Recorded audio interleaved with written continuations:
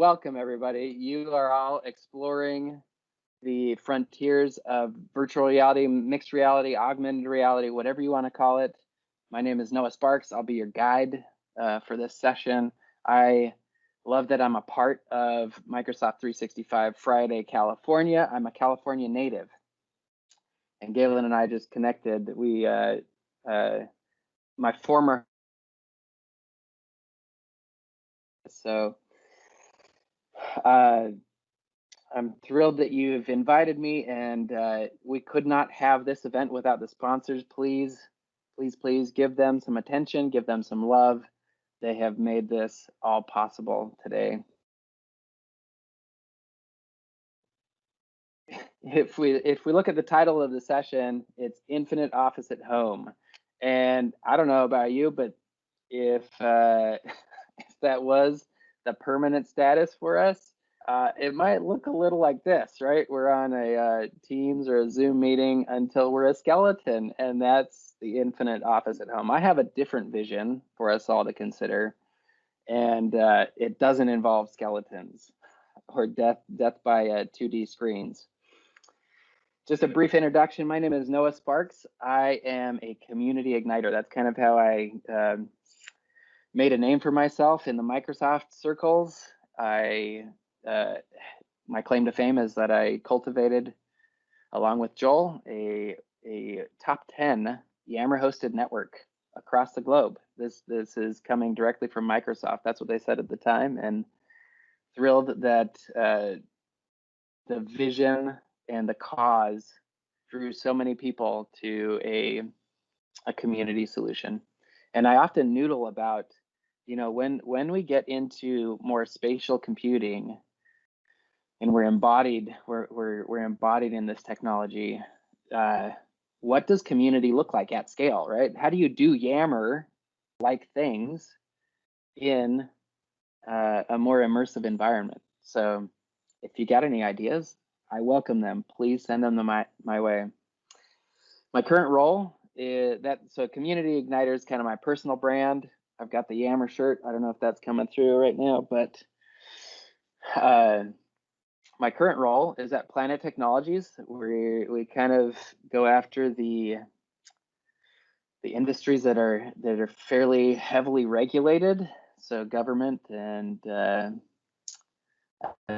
industrial base. That's where we focus, and these folks really need some help, especially on the change in the culture side. So I am a culture and change strategist with Planet Technologies, and I love the journey that I got to go on with each customer.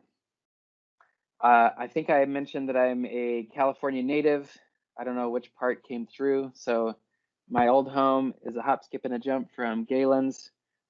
He's one of the organizers here, and it was fun to connect with him about a shared experience down in SoCal.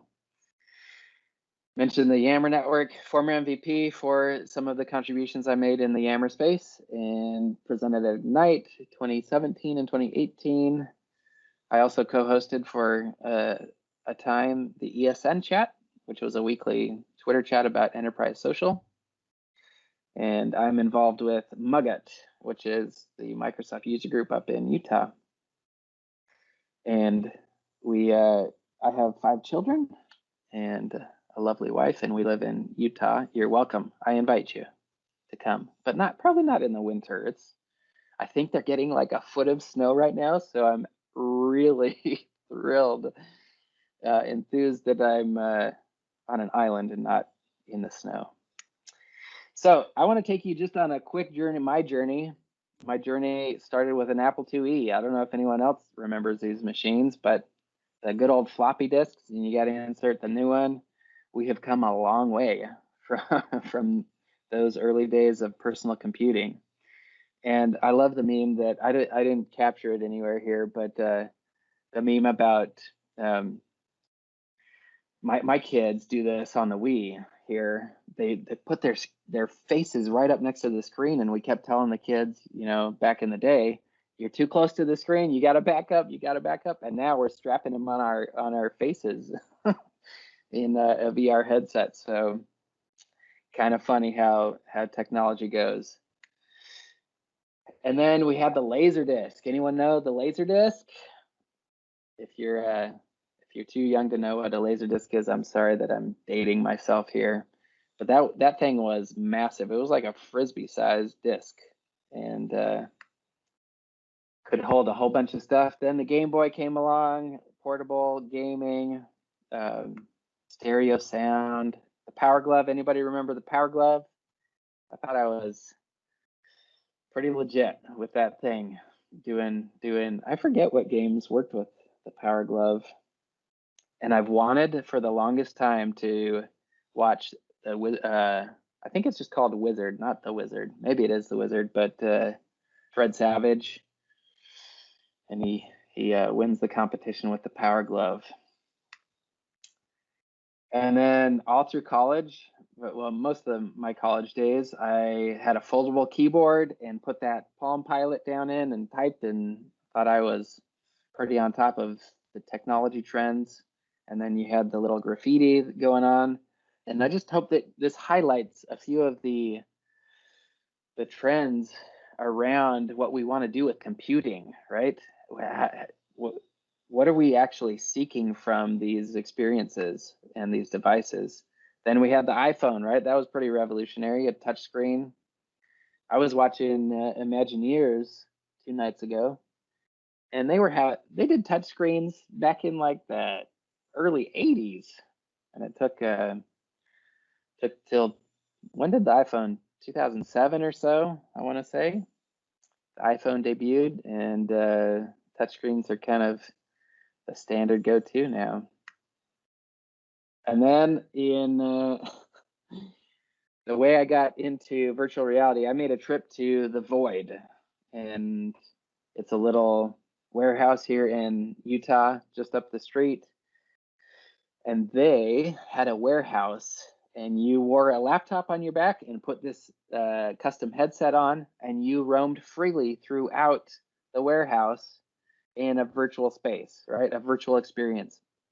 And what they did, I went with a buddy, Jared, and when we put the headset on, he would not walk through. We had just seen the warehouse, right? We knew that there was a little hallway here that we needed to proceed through. He put that headset down, and it was a cliff, and he would not take a step over that cliff. So that's how compelling this experience was. And then we stepped outside, and they had fans placed there. So my senses registered wind, right? I felt like I was outside. My eyeballs were telling me I was outside, and it was a trip. Then we walked a little ways further, and there was a torch, and they had a heat lamp, right? Just in time for, or in the right positioning for this experience. So I felt heat on my hand while my visual was all about a torch. And yeah, it is incredible. And then that was my first experience. Then we did some Ghostbusters, and then they piped in some smell of roasting the Stay Puft Marshmallow Man, right? So they're really getting all the senses going for us. And so after that, I was convinced I needed this, and I had wanted to get back into gaming with my kids. I had been out of gaming for some time. Like I said, we're still playing the Wii. We haven't upgraded to the Switch or anything yet. So really want to get back into gaming. And the way I convinced my wife to fork out the dough for this high-end room scale VR experience was my son deals with strabismus, the cross-eyed. I don't know what you call it, but there were some early ophthalmologists that were looking at VR to actually assist with that, right? To present to the eye that's struggling the visuals that would realign it. And so I couched it in this is totally a medical need that we have. And she gave a thumbs up, and we got it. And my kids absolutely love being in VR. They love doing laser tag. They do frisbee golf, you name it, they've done it in VR. I think out of any human on planet Earth, they've probably been immersed in that space for quite some time. And I'm going to pause here. I'm going to come back to the meeting room, and I've got a quick poll for you. So if you look in the meeting, you've got a poll that I'd ask you to answer or chime in on. And with any luck, it'll cooperate here. And I don't know if I listed all, these are kind of the top players. Oh, I forgot to put PSVR. Sorry, I tried ahead of this. Joel chatted at me, and I clicked on it, and it moved me off of the forums thing. So I think it. So if you've tried, or you own one of these, or a friend has let you try one of these, feel free to put that into the response. I'm going to answer the HTC. That's the one that I purchased. We got 4 votes, and it looks like HoloLens a little bit. I put a HoloLens on. They're a little pricey.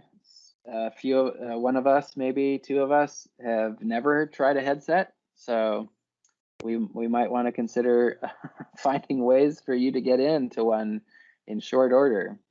Thank you for doing that poll with me. Gives me a little insight on how I might tailor what's happening here with us today. I just wanted to look at some of the promotional pieces around VR, and this is the one that's most compelling, that has my attention in the Microsoft space. They're spatial. They were featured at Ignite, if I'm not mistaken. And we'll just play this, and I'm not sure I included computer audio. I may need to reshare here. Give me just a second. There we are. Include computer. And select. Perfect. I think this should work for us. Holler at me if it does not. I do want the sound to come through, because I don't know how to get you experience with mixed reality without doing some video watching. So here's the first one, guys.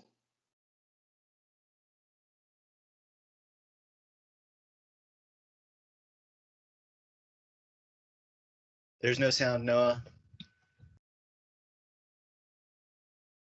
Say again, Galen. I'm not hearing anything. Last. Anyone else having difficulties? Let me stop sharing and reshare here.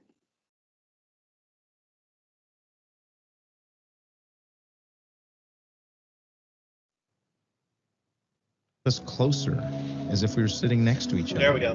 Face. Yeah? Good. Thank you. What if our creativity could burst to life in the space around us? Spatial is a collective computing environment that lets teams visualize their thoughts in the room around them. Hi, Mike. Hey, Jeff. So whether you're on a desktop computer or scribbling notes on your phone, all your digital devices are seamlessly tied together into an infinite workspace. You can manifest your ideas before your eyes by just saying them, and in a click, expand them with the power of all the world's information. Using augmented reality's infinite canvas, pixels become tactile, letting you manipulate them like clay. Hey, buddy. We believe digital and physical worlds should live in harmony together. You can sketch ideas out on paper, or have them exist digitally. Spatial brings people and ideas together into a single shared environment, letting us work together in profound new ways. So whether your teams are spread around the world, or you're exploring new worlds, whether you're in a fancy AR headset, or connecting from a regular PC, anybody can join the conversation and bring their ideas to the table.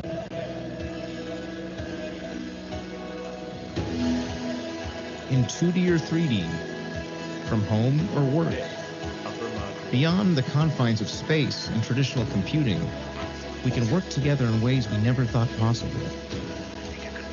and unlock the power of our collective intelligence as we move from personal computing to the world's first collective computer. Welcome to the future of collaboration. I don't know about you, but that gives me chills. This is, if you've never experienced it, it's hard to convey the sense of presence you share with people in these technologies, in these experiences. You have to try it for yourself. So that's spatial. They're getting a lot of attention from Microsoft because they're doing great things with HoloLens, but they've extended beyond the Microsoft ecosystem to include even mobile devices in their experiences.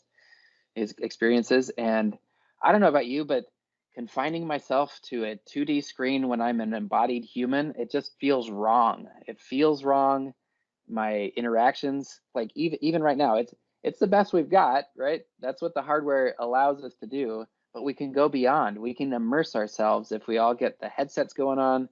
And I will tell you, when Joel and I meet up in VR, just by his mannerisms, I can tell that it's Joel. He puts his hands on his hips a certain way, and I immediately know that it's Joel, even though I've got this rough avatar representing Joel's presence there. I can tell it's him because of his mannerisms. So we know that so much of communication is nonverbal, and we need to move past the 2D screen.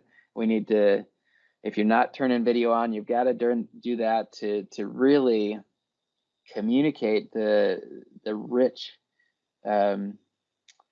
nuances of what we're trying to do together.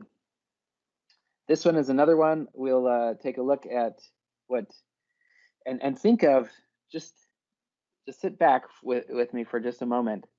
Think about, everyone wants another huge monitor, right, to work off of. Well, with AR and virtual reality, you can have infinite screens wherever you want them. just pin them to the location. They stay there. You glance at them when you need it. You glance at it behind you. Maybe you've got a sports game going on, right? You have screens wherever you want them. And that's what's going to be explained in this one, Mirage.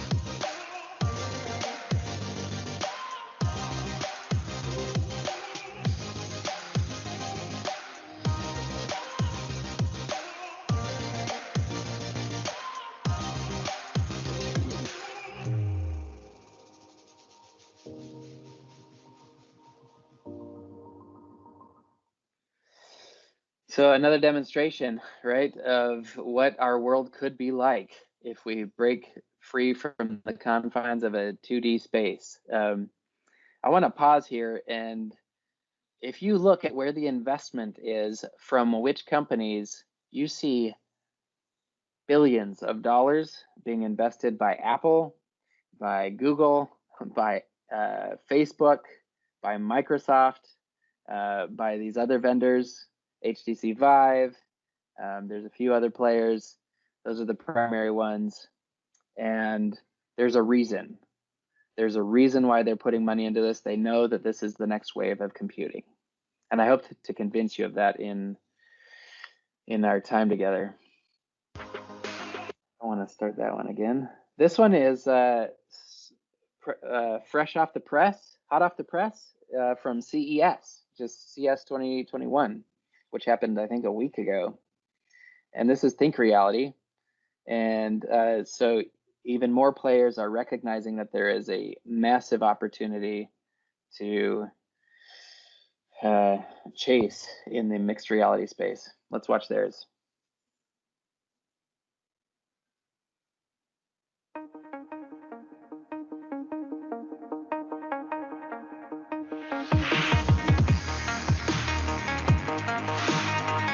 Introducing the Think Reality A3, the most versatile enterprise smart glasses ever.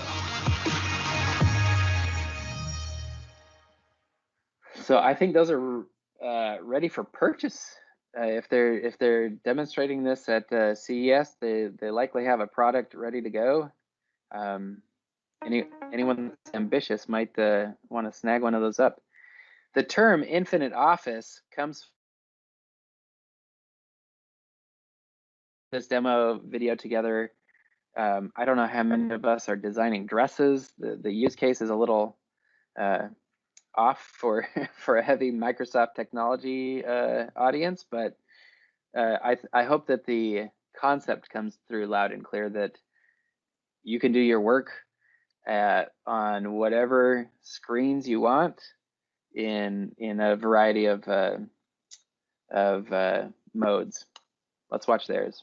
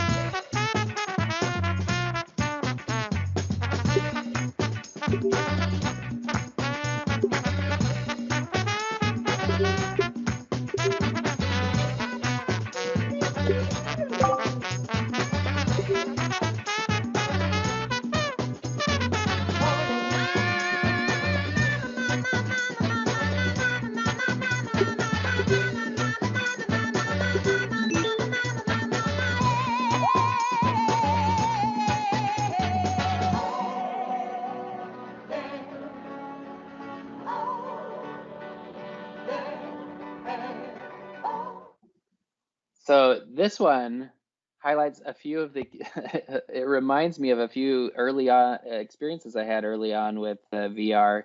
I'm sorry, it's getting dark. It's already 6. I don't know if this is better. It's quite bright on my face. You let me know if that is distracting.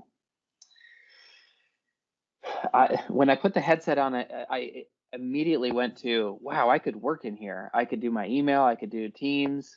Teams wasn't a thing when I got the headset in 2016, or maybe early days it was. There may have been rumblings about it, but yeah, I wanted to interact the way I had been before. So we may need to rethink some of the scenarios. How do we stay productive in a more spatially aware computing environment? Something to noodle on. But yes, I immediately wanted to pull up Outlook, do my email. The pixels didn't support it. It wasn't high enough resolution to. You wouldn't want to be in the headset reading emails. I think that's changed quite a bit with recent developments in headsets. And I'm about to get I'm likely going to get the, which one is it? The HP Reverb G2. And I guess that's the highest resolution right now in headsets. And, but I found myself wanting to go be productive in the same way that I had like a keyboard. They featured that keyboard I can see through, even though my entire vision is occulted by the headset. I see through with the camera help to my fingers, and now I can type. Right, that was a big hurdle for a lot of people. If I wanted to type while having the headset on, I couldn't do that easily. And then your phone buzzes when you have a headset on. You don't want to take your headset off and look at your phone. What others have done is they've kind of integrated this smartwatch idea. So if an alert comes, you flick your wrist and up comes your smartwatch interface, right? So some really, really clever, compelling ideas, experiences that are being developed here. And let's look at a few more. So I love the intersection of technology and learning, and nothing is as compelling as putting people in a scenario and having them role play, right? And this is demonstrating how you could build soft skills using VR.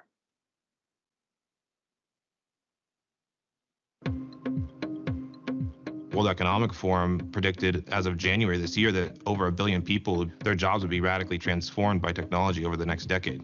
Every time that you get into a moment of great uncertainty, focusing back on education is probably the best place to start. We started Tailspin as a training platform to help put people in a position of new opportunity. VR is one of the first technologies that's actually aligned itself so closely to our natural abilities and gotten out of the way. And now we can actually focus more on the human skills, like communication skills and interpersonal relationships. Being dismissive can make me feel unheard. We give people the tools to listen, be empathetic in conversations that feel real. We trained 3,000 people inside of 2 days, and everybody had a personal learning experience. Quest was the first standalone headset that got it right. It was easy to use. It didn't feel overwhelming to a corporate client. It felt like something that they could adopt and roll out wide. It really takes a moment like this where so much is changing to galvanize us for an exponential leap forward. The opportunities in front of us. Roll up the sleeves and get to work. Sorry, the presentation is not an ad for Oculus. I have my reservations about Facebook selling their devices at a loss. They recognize that if they don't make this leap to the next computing platform, it's kind of game over. So, but you see some title VR, AR, mixed reality, and the ultimate empathy machine, and it truly is. If you sit in someone's shoes and experience what they experience, you have a totally different perspective after going through that. I have just more. I don't know if we're getting pretty close on time, and I do want to take questions if anyone's got these. Let's look at VR has the potential to get us closer to what we know we can achieve in person and a lot more. I'm not going to watch this. I will just wrap up with this comment about what you've likely seen around mixed reality VR is all about gaming. That's by and large how people are using it, but there are intentional, deliberate uses for this new spatial computing platform. And I hope that you have a glimpse of how that might augment and amplify what your organization, your tribe, your community is out to do. So with that, thank you very much for having me. I did put some more resources out here, so More Infinite. I don't know how you get more infinite, but I've gathered some tweets over the last year or two around this topic, and you're welcome to go browse that. Thank you for having me. It was a pleasure, and let's take some questions. What questions come up as you think about applying this technology or other trends that you see? Let's have a conversation. Hey, Noah. Joel. It's good to chat with you. I wanted to talk to you about Oculus. I just got one for Christmas, the Quest 2, and it seems like it's come so far. I'm curious what you think is next, and like, are they going to stick with this one for a while and it's going to be a platformer? It feels so much more disconnected in a good way. You know, my ability to move around, it blew my mind when I first put it on and you could see the room in black and white. That was like such an eye opener that it's like, wow, I just unlocked I have to stay in a room, stay in a little box, to now I can walk around the house. And it was such a major game changer for me in terms of understanding there's not such a divide from VR anymore, where it used to be VR, you really need to stay in a gated area. You know, people have to be worried about you. And I remember the days, and it really wasn't that long ago, where we had to have a backpack and or a trolley to bring the equipment that it required, and it's changed that fast. I mean, it really wasn't that long ago. Amazing. You and I were together for SharePoint Saturday, and yeah, I had a luggage suitcase to bring my machine, right? And now it's this device that fits in this form factor. I love that you're untethered. I hate being tethered. It really interrupts the immersion, right? It just doesn't allow you to fully let yourself go into the make believe, the imaginary, right? And yes, we do have customers. I saw, so I don't know where they're going, Joel, but it is going to be a blend. You'll see a blending. It won't be purely VR or AR. It's going to do all of it, right? And that's what you're seeing with the black and white pass through, right? Yeah, and I think as well, it's like Microsoft went a certain way with HoloLens. It was a lot of money. It was a big investment. There was a lot of, hey, you got to you know, hey, developers who want to build apps for this. It was a very steep curve where I look at the Oculus Quest 2 now and I say, okay, it's the same library of stuff. Things haven't changed. You can use this new device and access all that content and more. And I think about it from a perspective of it's now a couple $100 investment, and you've got something that actually is so much more smooth. Even it's not, the Quest 1 was such a step down. Now it feels like a leapfrog jump. I was shocked when my dad allowed me to try his Quest 2. It was just like, wow, the performance. Actually, it was the original Quest, and I haven't tried the Quest 2 yet, but I imagine the performance is just spectacular, right? Yeah, it is. Yeah, so smooth. Yeah, and so I think we're getting really close to a tipping point where it's going to be affordable enough. People and people are trying to find the killer app for this, right? And the killer app is social. Would you agree, Joel? I can't think of anything that would be considered a killer app other than social. Social is what makes VR.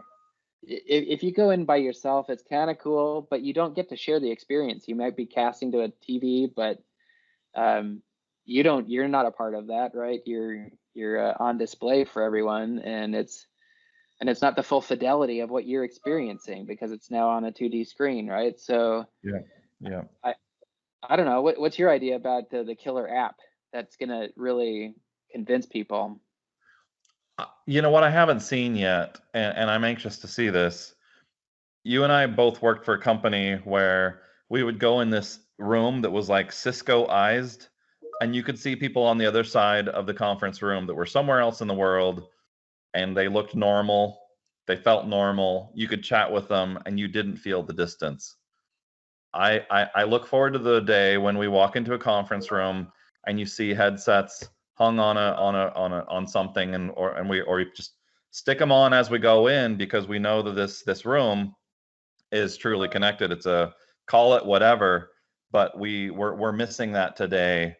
We don't have the, hey, this is the conference room that has that capability. And I think that's not that far off when you're talking about the price point is right. Even a lot of these companies have already added capabilities for those kinds of meetings and rooms. Look forward to Teams as an example, with having that capability where we're jumping in a Teams meeting and we're actually 360. That I look forward to that. Like that's not hard. We already have tech to be able to do that. Now we have the hardware to do that. Somebody's just got to make the vision come together. And like we have fast track for Teams, fast track for Teams on the telecom side, it's just an incremental. And I think there's a little bit of work that Microsoft needs to do around their hardware to make it such that it's not $2,000 a device, it's 200 a device, and then we're there. So there's still another hurdle around presence, and you and I have experienced this. We don't get facial expressions. You can try to emote, right? And it's awkward translating some thumb movements, right? To do to express emotion. But they've got eye tracking, right? And cameras facing back at you that now are translating that into your avatar. And what's crazy to think is that's less bandwidth to teleport your presence, right? Your avatar is less bandwidth to control over the pipes than video is, right? Yeah. And so yeah, when you talk about sharing presence at a distance and being together remotely, right? That it unlocks so much, right? Talent doesn't have to be in a single location. I can recruit from wherever I want. Maybe you talked about Teams. The integration they have now with HoloLens is what is that? It's remote assist, I think is what it's called, right? So on the island here, I met another individual who is a engineer's controller, or a controls engineer, I think is what he is. And he works on the refinery, and he's the one that is the engineer. He has in his mind all the relationships between, if I do this style's got to go do this thing, right? And now, if someone had, if you know, anyone that was walking around the refinery put on a HoloLens, maybe they could tap into his expertise, right, and transport him there, and they would be his hands, right, his hands to do whatever needed to happen that wasn't already automated. So yeah, so many cool things. So I want to answer Galen's question about, so I think this is I've watched a YouTube video about this, so I assume it's fair game. And not necessarily saying they're a customer, but the Army does have headsets. They use VR headsets, and I can try and dig up that video. I don't know if I put it in my curated list, but yeah, think about that scenario for just a moment.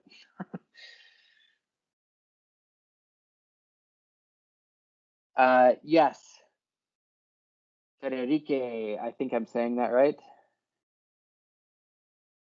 The weight of a headset is kind of an inhibitor. Joel, you've worn it. I wear it for, you know, when I first got VR, I would go in for like 3 or 4 hour sessions just because I would never get a time away from the kids, right? And so I'd just be in there for 4 hours sometimes, right? Just straight playing. And it gets really heavy, and you get out and you have VR face, and it's just a little hot and sweaty. And gross, yeah. So the Quest 2 is much lighter. Much lighter. Yeah. And I think that's the direction. It's getting slimmer, it's getting smaller, it's a smaller footprint, it's more comfortable. Like you can decide what headphones you want to use, or whether you want to use a Bluetooth. The idea of it being smaller and smaller footprint, I think it's only going to get smaller and lighter and easier to integrate into our everyday life. Like, we're still going to look back and say, oh man, think about how clunky it was in the beginning, for sure. But it's going to get better. Yep. Galen doesn't like his hair messed up. I'm losing my hair, so it's neither here nor there for me, unfortunately. But what other observations or predictions do we have, Joel? Joel was going to be a co-presenter with me. We didn't coordinate very well, so you get us here pontificating at the end. You know, I think when talking about Office as an example, Microsoft made Office Touch, and then they made Office, work on any device and be universal. And that universality of being able to go from device to device, all that goodness that they've kind of built in has been preparing us to get for these form factors to get better and better. And even that Cliff House concept that Microsoft came up with of let's make every app we've got work in VR. It was a good first. It was, Microsoft always, it takes them 2-3 versions before they nail it. And I think that we're seeing a lot of that in the VR space with a lot of these vendors where they're putting the money into it to get it built, then they'll get the feedback, and then they'll incorporate it, and the tech gets better, and the developer platforms get better. And I think it's just continue to do that. And I think that we can absolutely expect that today it's like Alexa, right? Or Cortana in your house, right? If you think about that, when it first came out, it was super awkward to have a conversation with Cortana. It just felt weird. Now I talk to my phone, I talk to my TV, I talk to the thermometer. I feel silly when I have to go to a website to look at the weather. I feel like I should be able to talk to my phone or talk to Alexa or whoever and say, what's the weather? Or is it going to rain? Or whatever. And I think that it becomes more natural too. And I think that today, the idea of using Office, like you're going to go into an environment to use Word, it sounds ludicrous. But if we think about how, for me, it was the aha moment was seeing Julia White on stage a couple years ago, being able to speak and then have her translated in Japanese and having a full-on fantastic avatar showing up. I want that, in terms of predictions, I see the AI avatar, instead of having to chat with an AI, if I can see it and have conversations, for me, that's a leap and a prediction I embrace and want to see. Somebody in my house who I can talk to about the weather or about the news or about my dictation, for my job or my blog or my podcast or whatever. You think about podcasts, people have to dress up and put on stuff. Why? Couldn't it be their avatar, and they can make their avatar have so much more emotion and energy and excitement? I think we're going to see the idea of human-like avatars and human-like AIs. We're not talking about the robots. We're talking about rendered experiences and being able to interact with that, like your videos you were kind of showing. Whether it's some kind of projection or how that is manifested, I think there's a lot of different ways it can be manifested, whether it's us putting something on our face or it's a projector. Yeah. So that's the vision we laid out way back when on SharePoint Saturday. Jared and I were like, let's collide VR and SharePoint, and what does that look like? And we determined that SharePoint was kind of just this entity that was watching what was happening, recording, right, translating, pulling up documents at just the right time. That was like 4 or 5 years ago when we were talking. So I think you and I think alike. Yeah, I think about Neo, the Matrix, first version, the first Matrix. When he first went from being a human to before he had all of his secret powers, he sat in that chair. If everybody remembers that, he sat in that chair and he had his karate training and he had his getting his outfit and his sunglasses, and he was like, hey, it's time for guns. And he looked at these rows of guns, lots of guns, and here's this search experience that comes around him. That's the future. That's where we're excited to go sit in the chair or to stick the thing on our head, even though it might be a little bit awkward or whatever. Now I'm seeing my documents, I'm interacting. You talk about SharePoint in VR. I think that we Spaces was a great first version as well of, hey, let's take 3D objects and find a way to display them. But I think that it's again scratching the surface. It's a carousel where I think we can do more than a carousel as we get better at it. You all have listened to us long enough. I think I do want to highlight Microsoft saved a company called AltSpace VR, and they were running out of funding, couldn't make it happen. AltSpace is where Joel and I we hosted the first VR SharePoint Saturday in AltSpace, and they have since used it for mixed reality dev conferences and a few others. So I think Microsoft is committed to this. Ignite. We did a party after Ignite. Right. It was a VR party as well. That was great. Yeah, the community virtual lobby or virtual party. And as well, yeah, we actually use Spaces for our event. So you could actually enter which pathway do you want to go. Instead of having these tracks, it's like you're going to the developer track, you could essentially join the experience of what it's like being a developer, really feel that you're entering the portal to join the developer room. What I will leave you with is this technology humanizes the way we compute and the way we interact with each other. I embrace it wholeheartedly and welcome you to do the same. Take care. Thanks for having me.